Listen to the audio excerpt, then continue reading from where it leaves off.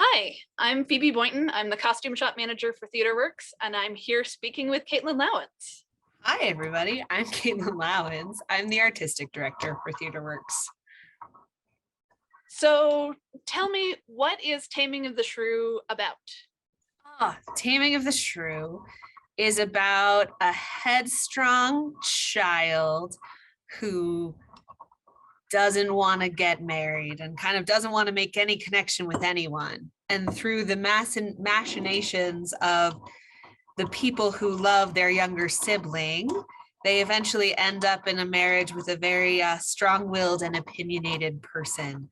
And it's about how these two strong-willed and opinionated people attempt to tame or defeat each other and end up, I think, in a loving and understanding relationship.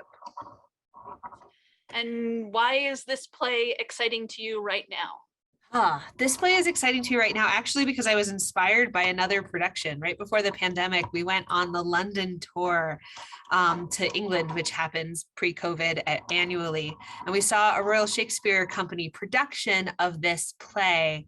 And we are borrowing one of the central conceits, although I think everything else will be really different. In this production, they posited a world in which it was a matriarchy, in which all of the people with power were women, because, you know, time of Elizabeth I, after all, and all of the people who had to fit themselves to the will of other people were all men. And so the character of Kate was actually a young man, and the character of Petruchio was actually a young woman.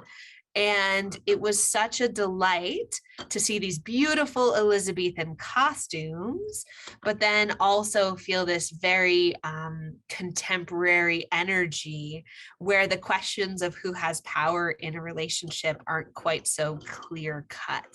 And I think it really allows this interpretation, which we'll be borrowing, but then adding our own special flair, and of course, casting wonderful local American and Coloradan actors, allows us to investigate some of those questions of what love can look like when things don't start off equal, and how an equal footing can be found in the most unexpected relationships.